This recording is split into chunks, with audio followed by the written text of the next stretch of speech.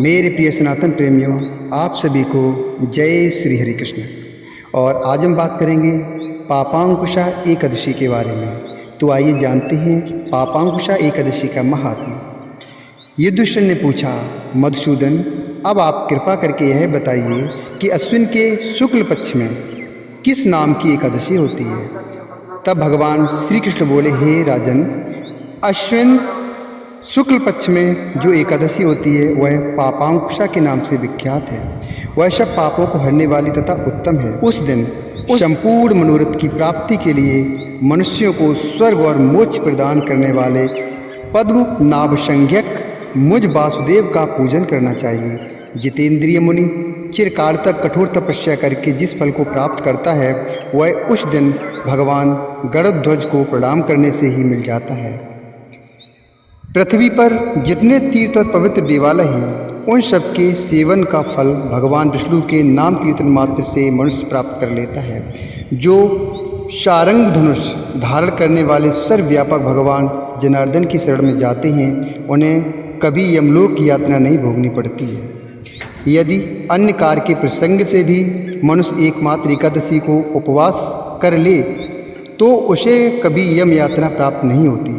जो पुरुष विष्णु भक्त होकर भगवान शिव की निंदा करता है वह भगवान विष्णु के लोक में स्थान नहीं पाता है, उसे वहाँ पर स्थान नहीं मिलता है, उसे निश्चय ही नरक में जाना ही पड़ता है, नरक में गिरना ही पड़ता है। इसी प्रकार यदि कोई शैव या पाशुपत होकर भगवान विष्णु की निंदा करता है तो वह घोर रौरव नरक में डालकर तब तक पकाया जाता है जब तक कि 14 इंद्रियों की आयु पूरी नहीं हो जाती। यह एकादशी स्वर्ग और मोक्ष प्रदान करने वाली है, शरीर को निरोग बनाने वाली तथा सुंदर स्त्री धन एवं मित्र देने वाली है। राजन, एकादशी को दिन में उपवास और रात्रि में जागर करने से अनायास ही विष्णु धाम की प्राप्ति हो जाती है। राजेंद्र, वह पुरुष मातृ पक्ष की 10, पिता के पक्ष की 10 तथा स्त्री के पक्ष की भी 10 पीढ़ियों का उद्धार कर देता है। एकादशी व्रत करने वाले मनुष्य दिव्य रूपधारी चतुर्भुज गरुड़ की ध्वजा से युक्त हार से शोभित और पीतांबरधारी होकर भगवान विष्णु के धाम को जाते हैं। आश्विन के शुक्ल पक्ष में पापांकुशा का व्रत करने मात्र से ही मानव सब पापों से मुक्त होकर श्रीहरिलोक में जाता है।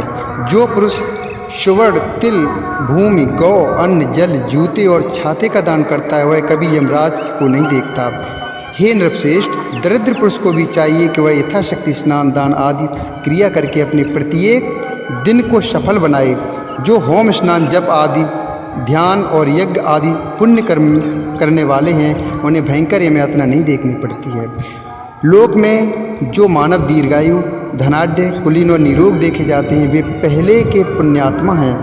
पुण्यकर्ता पुरुष ऐसे ही देखे जाते हैं। इस विषय में अधिक कहने से क्या लाभ। मनुष्य पाप से दुर्गति में पड़ते हैं और धर्म से स्वर्ग में जाते हैं। राजन, तुमने मुझसे जो कुछ पूछा था उसके अनुसार पापांकुशा का महत्व मैंने वर्णन किया है। अब और क्या सुनना चाहते हैं? दोस्तों, ये थी पापांकुशा एकादशी की कथा और महात्मा। अगर यह वीडियो आपको अच्छा लगा हो तो कृपया वीडियो को लाइक करें, चैनल को सब्सक्राइब करें। कुछ बोलना हो तो कमेंट बॉक्स में लिखें। जय श्री हरि कृष्ण।